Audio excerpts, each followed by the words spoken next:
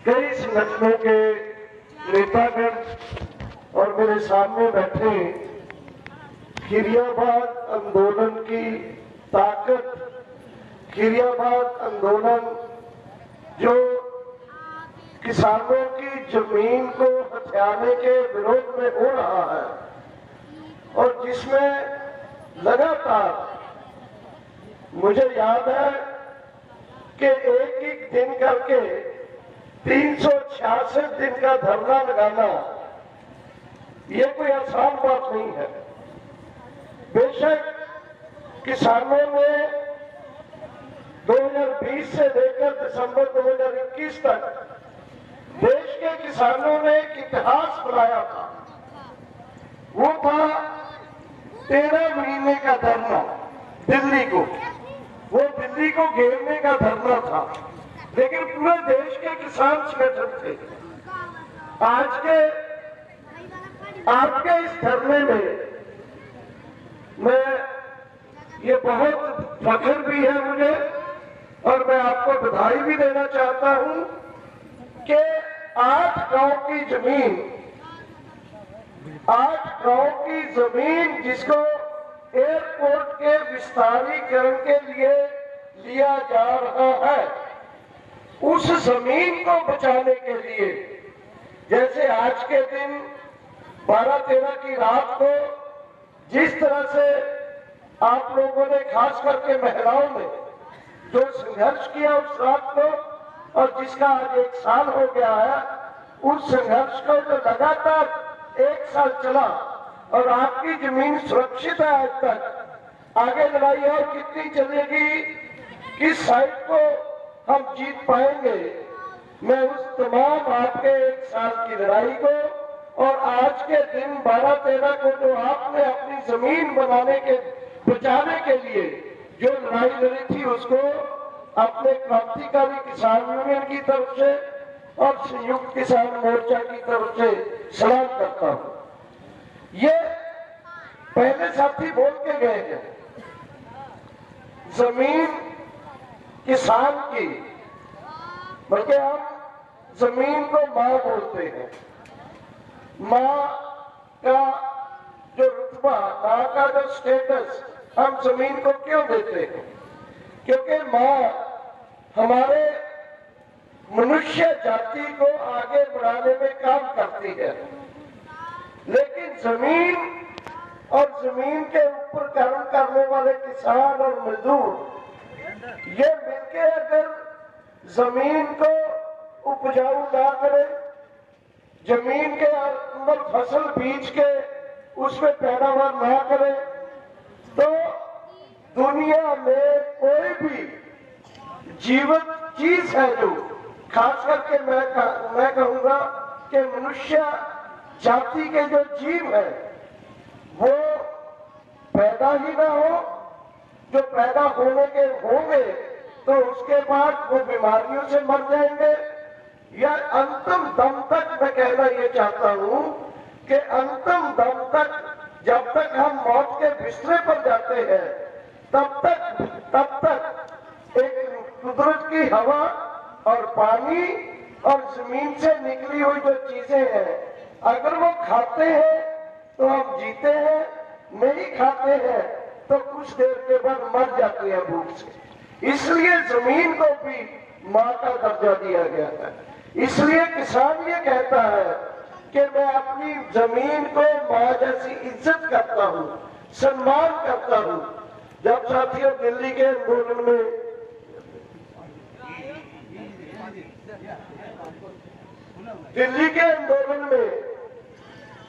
जब हमने ये समझा किसानों ने कि दिल्ली के आंदोलन से पहले जो 3 कानून आए हैं, 3 ऑर्डिनेंस, फिर कानून, फिर कानून, जब वो कानून बने उनको बारीकी से समझा सब संगठनों ने, तो हमें ये समझ में आया कि अभी बड़े बड़े पूंजीपति अंबानी, अडानी, मोनसेंटो, कारगिल जो विदेशी और देश की कंपनियां हैं,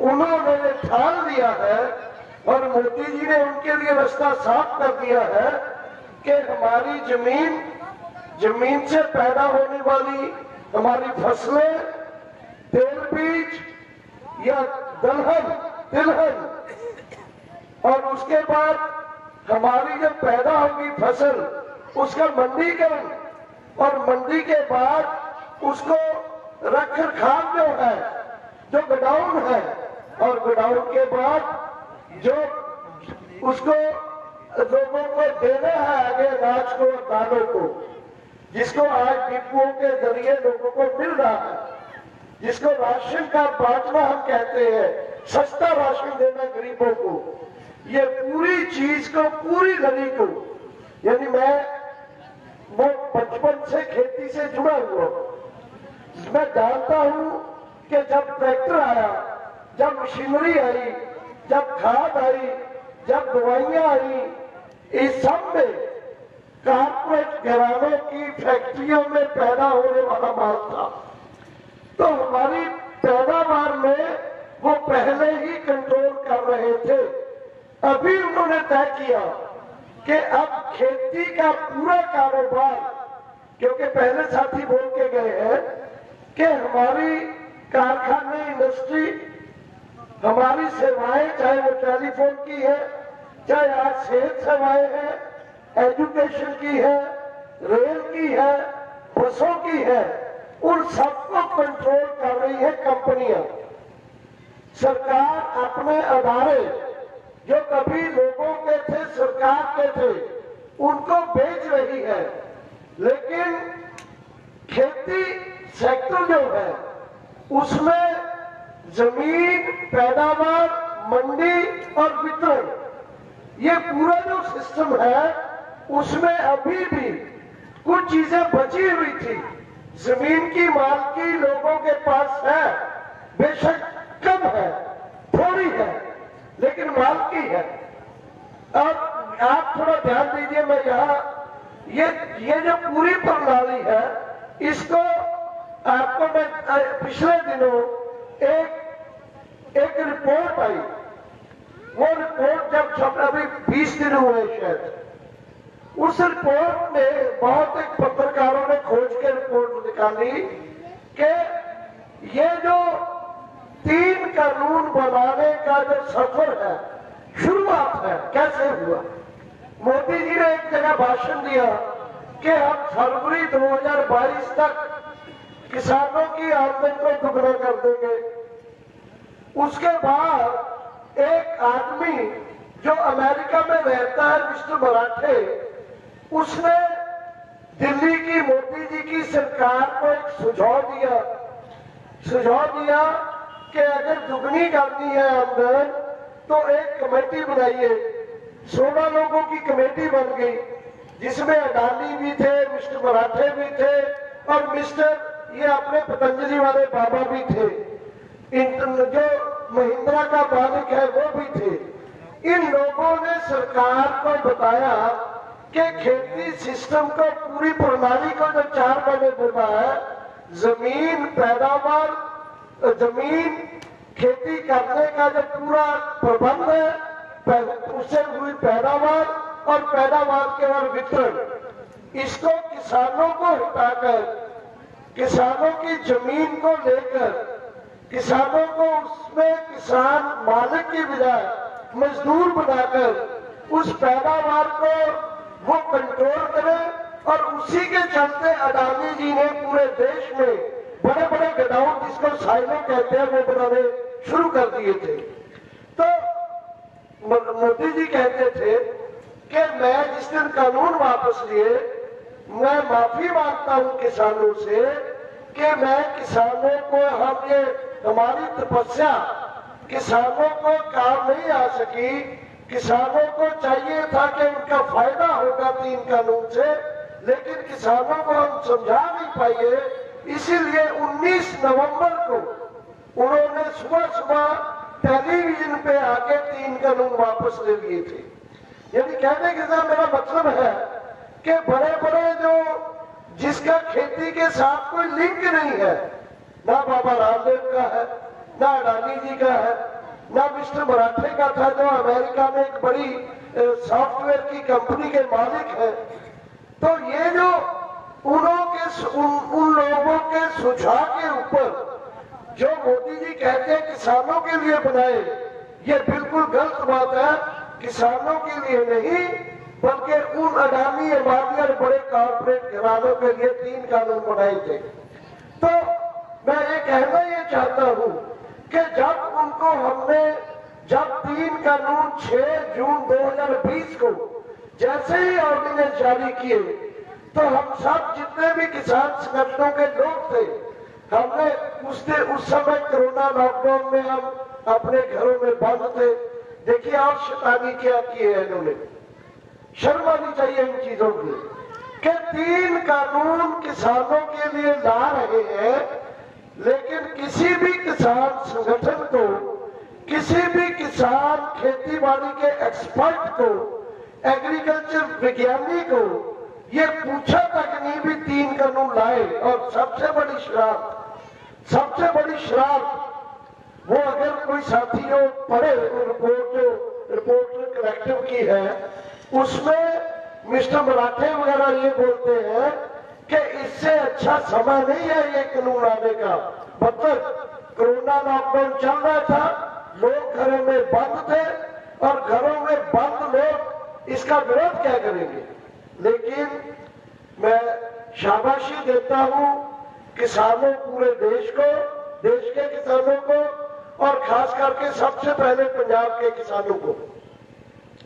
पंजाब के किसानों ने 3 कानून आने के बाद, कोरोना कर्फ्यू होने के बावजूद भी अपनी मीटिंगें शुरू की और जून में कानून आए। जुलाई और अगस्त में पंजाब में बड़े बड़े ट्रैक्टर मार्च कर दिए और ऐलान किया कि हम आने वाले दिनों में बीजेपी और अकाली दल के एमएलए, एमपीज, उनके नेताओं को गांव में घुसने नहीं देंगे। ऐलान ही नहीं किया, बल्कि किसान संगठनों ने मिलकर अपने अपने गांव के जो रास्ता आता है, बड़ी रोड से गांव को रास्ता आता है, वो गांव के रास्ते पर बैठ के और किसी बीजेपी के और अकाली दल के, उस समय एनडीए में था, किसी लीडर की हिम्मत नहीं हुई कि गांव में घुस सके। ये बात एक हुई जुलाई अगस्त में। सितंबर का महीना आया, सितंबर के महीने में भी कोरोना का दौर चल रहा था, लेकिन सितंबर के महीने में, 9वें महीने में जो किसान संगठन अभी भी अलग अलग गुटों में थे, वो इकट्ठा हुए और एक काल दी पूरे पंजाब को बंद करने की।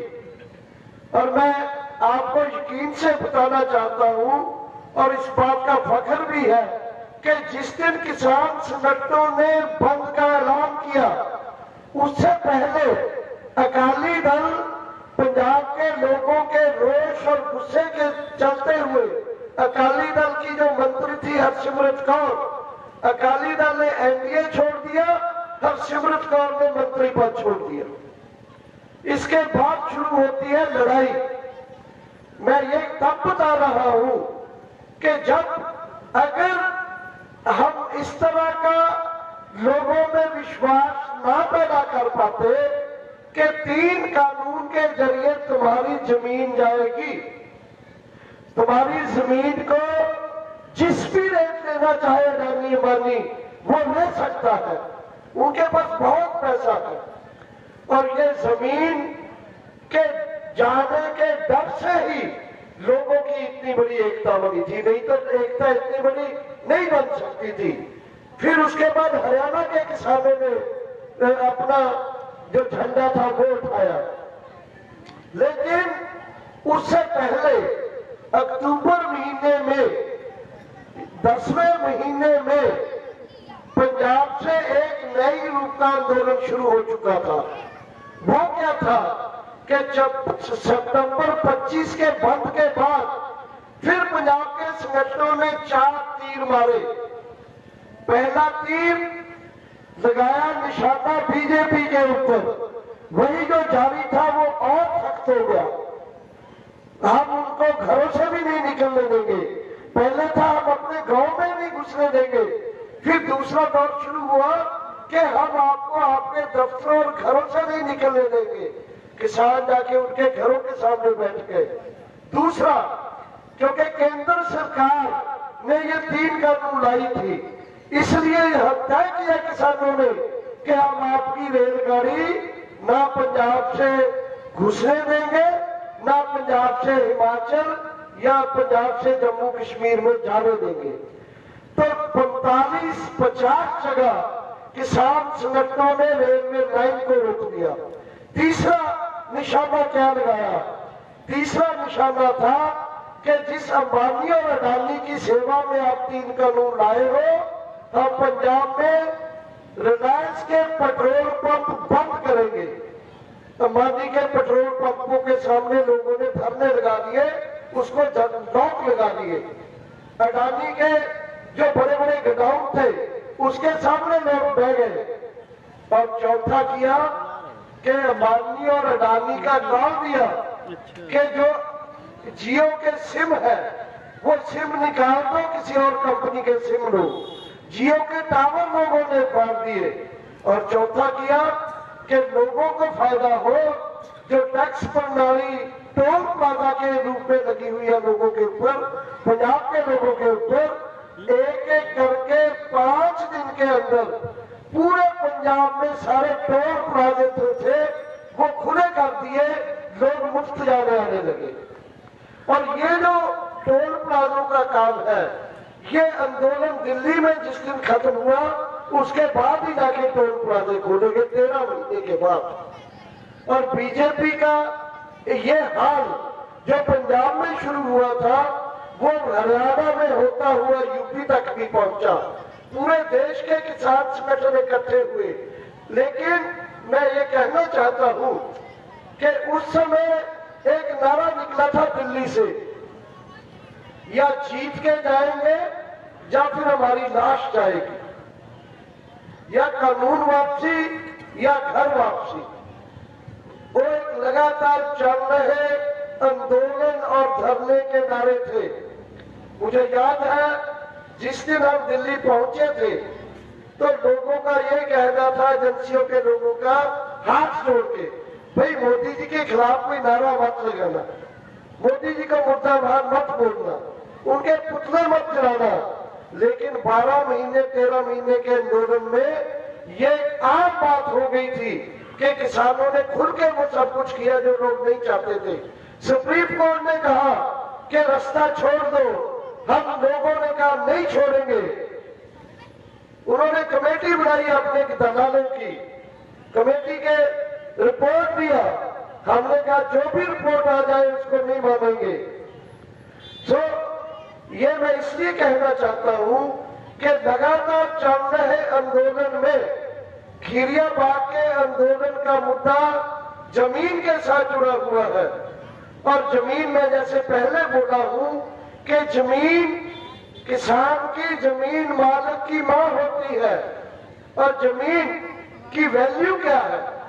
एक तो वैल्यू है जो मैंने बताया आपको कि एक वो जमीन और किसान जो मिलकर पैदावार करते हैं, इसके घर ही नहीं पूरी दुनिया का जीवन चलता है। और दूसरा, आप याद करो, आपने देखा होगा टीवी के ऊपर जब कोरोना लॉकडाउन चला पूरे देश में, तब जो लोग बिहार और यूपी से बॉम्बे, दिल्ली, कलकत्ता, गुजरात गए हुए थे, उनको, मजदूरों को लॉकडाउन में 2 समय की रोटी भी मिलने को नसीब नहीं हो रही थी, नंबर 1।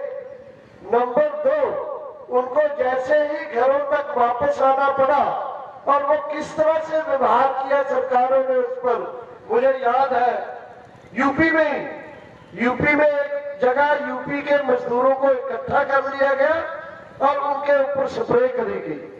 और ये भी देखा हमने कि एक मां मरी हुई है और कुत्ते उसको बल्कि कर रहे हैं, खा रहे हैं उसका मांस।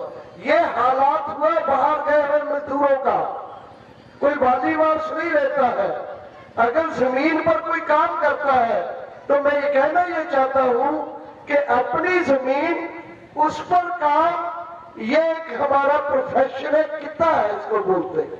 काम है, इससे कुछ गेहूं आ जाता है, कुछ चावल आ जाते हैं, कुछ दाल आ जाती है, कुछ तेल आ जाता है, तो कुछ पशु पाले जाते हैं, उससे गुजारा होता है। और ये गुजारे को अगर रोड्स बनाने के लिए, हवाई अड्डे बनाने के लिए, इंडस्ट्री लगाने के लिए, जब तक पूरा उन लोगों का बदल से कोई हल नहीं होता और लोगों की मर्जी नहीं है। आपको याद होगा, मुझे तो पता नहीं आपने किया या नहीं किया, ये एस्पेक्ट भी देख लेना चाहिए कि 8 गांव की अगर ग्राम सभा बुलवा के, ग्राम सभा का मतलब होता है ग्राम पंचायत के अलावा वो लोग जो उस पूरी सभा के मेंबर हैं, वोटर हैं, और उनकी पूरी गिनती भी नहीं होती। अगर ग्राम सभा ये रेजोल्यूशन पास कर दे तो कोई भी लैंड एक्विजिशन उनकी मर्जी के बगैर नहीं हो सकती। आई डोंट नो यूपी का क्या है, मैं नहीं जानता, लेकिन उड़ीसा में बड़ी बड़ी वेदांता कंपनी और बड़ी कंपनियों को जो पहाड़ों को, खदानों को कब्जा करनी चाहती थी, वहां आदिवासी लोगों के गांव की ग्राम सभा में मता पास करके उसको रोक दिया। ये एस्पेक्ट भी खिरियाबाग के साथियों को देखना चाहिए, किसी से बात करनी चाहिए जो हमारे कानूनी माहिर है, और उसमें जनता का ये जो हक है उसको भी हमें काम में लाना चाहिए। तो मैं ये कहना चाहता हूं कि साथियों, जमीन किसी के पास ज्यादा है या थोड़ी है, लेकिन जमीन तो मनुष्य को इस धरती से एक प्यार है। उसको थोड़ा सा जगह मिल जाए सरसों का साग बोने के लिए, सब्जी लगाने के लिए, या एक भैंस रखने के लिए, उसके चारा के लिए थोड़ी जगह मिल जाए, मुझे लगता है उसको काफी तसल्ली रहती है। दिमागी तौर पर भी तसल्ली रहती है, सामाजिक तौर पर भी उसके परिवार को चलाने के लिए, बच्चे बच्चियों को शादी करने के लिए, बच्चे बच्चियों को पढ़ाने के लिए, बीमारों का इलाज करवाने के लिए, बैंक से या सोसाइटी से कुछ क्रेडिट लेने के लिए एक उसकी जरूरत पड़ती है।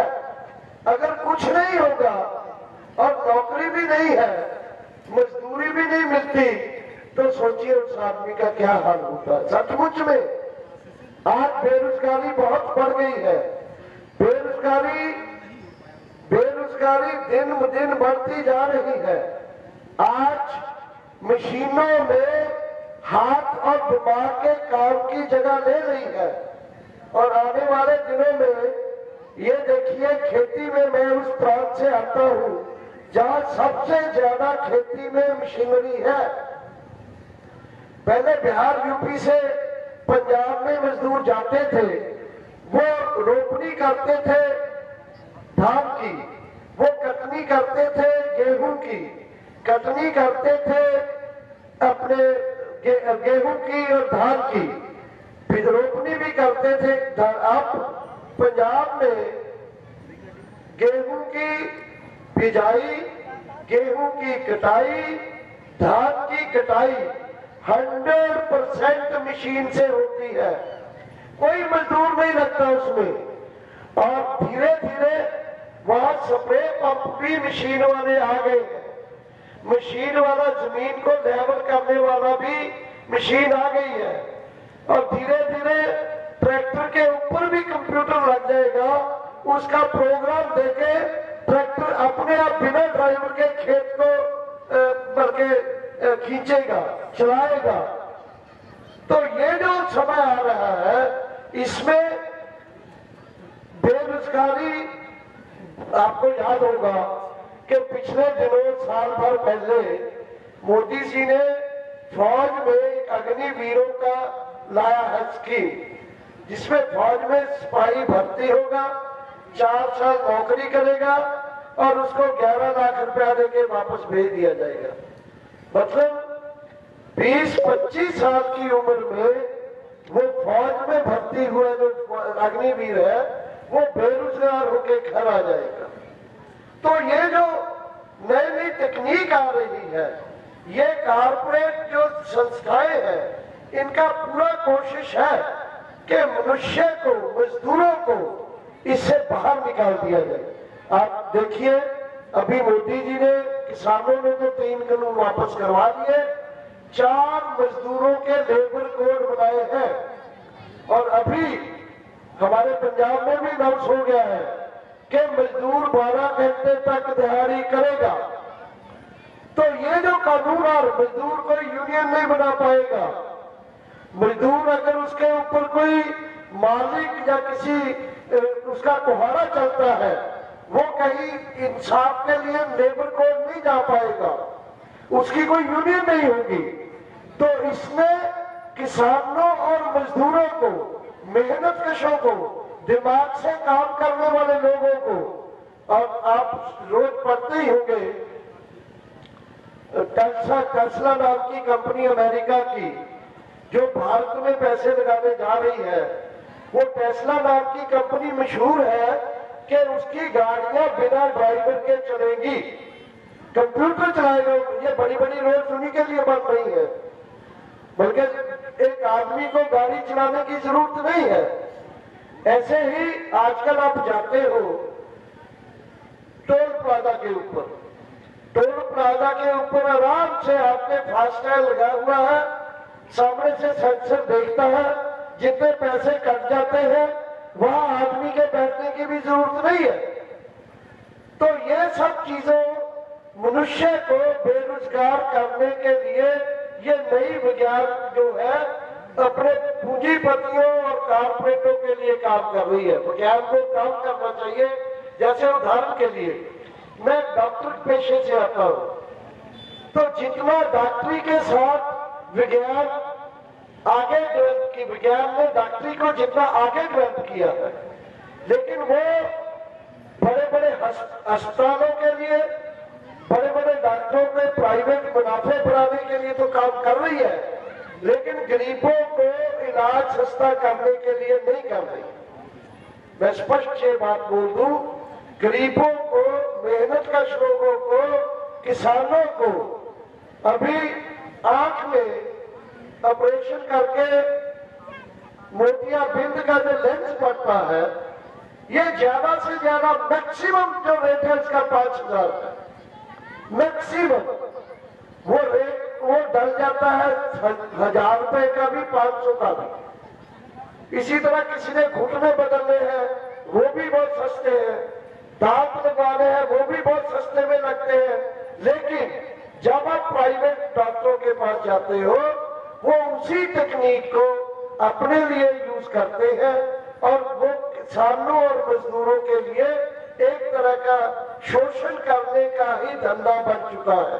ज्यादा से ज्यादा बड़े बड़े 5 स्टार होटलों जैसे अस्पताल खुल रहे हैं, बहुत बड़े बड़े 5 स्टार होटलों जैसे प्राइवेट स्कूल खुल गए हैं, प्राइवेट यूनिवर्सिटियां बन गई। कहने से मेरा मतलब ये है कि आज किसानों और मजदूरों और मेहनत का लोगों, अभी मैं दिल्ली में 1 तारीख को एक रैली था रामलीला मैदान में, किस मुद्दे के ऊपर था कि जो हमें 2004 से पहले जिस स्कीम से पेंशन मिलती थी वैसे ही पेंशन मिलनी चाहिए।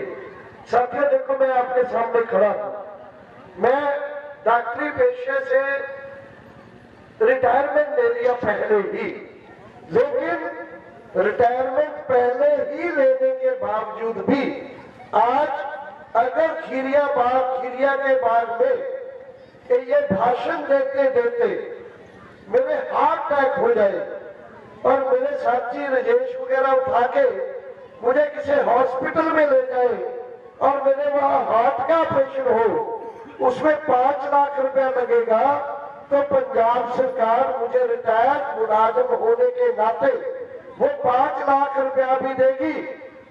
लेकिन मैं अगर किसान हूं, एक तो मैं इससे ये कहना चाहता हूं कि अगर मैं किसान हूं मैं देश के लिए अनाज सब्जी तिलहन पैदा करते हुए ट्रैक्टर से गिरकर मर गया, या सांप से कटने से मर गया, या किसी और चीज से मर गया, खेत में मेरी लाश पड़ी है, या खेत में मुझे उठा के हॉस्पिटल ले जाया जाता है, तो किसान को कुछ नहीं मिलता।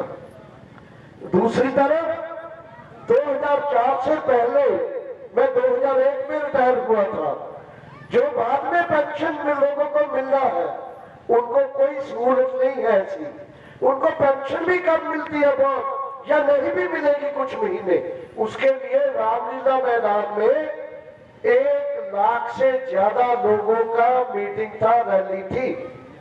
कहने का मेरा मतलब यह है, कर्मचारी, मजदूर, किसान, तमाम मेहनतकश लोग इस सरकार से तंग है। दूसरा, इस जो पहले साथी बोल के मैं रिपीट नहीं करना चाहता कि जो भी बोलता है, जो भी सरकार के खिलाफ अपनी आवाज उठाता है, सरकार की कोई उसकी नीतियों के विरुद्ध बोलता है, उसको यूएपीए लगा के अंदर कर देते हैं। तो ये माहौल जो बना हुआ है, इसमें खिरिया के बाद के आंदोलन की बहुत इंपॉर्टेंट है।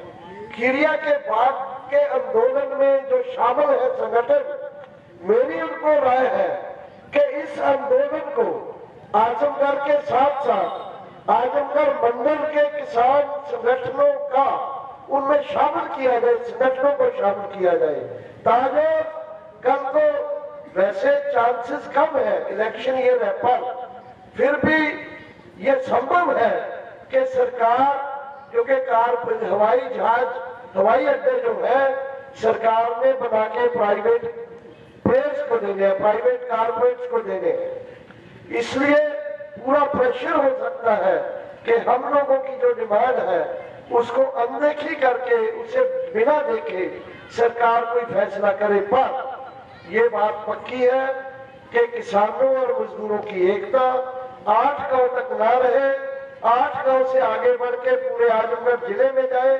आजमगढ़ मंडल में जाए, जो भी किसान संगठन यूपी के हैं उनसे बात किया जाए, आजमगढ़ मंडल के किसान संगठनों से बात किया जाए, मजदूर संगठनों से बात किया जाए, और ये मकान जमीन बचाओ का जो लहर है, ये जो मूवमेंट है, जो आंदोलन है, इस आंदोलन को और मजबूत करके शांतमय रखते हुए और लंबा किया जाए। दूसरी एक बात मैं कहना चाहता हूं कि बहुत सारे मैंने जो रिपोर्ट सुनी, उस रिपोर्ट में एक बात ये आई कि कुछ तथ्य ऐसे थे जो तथ्य इस आंदोलन को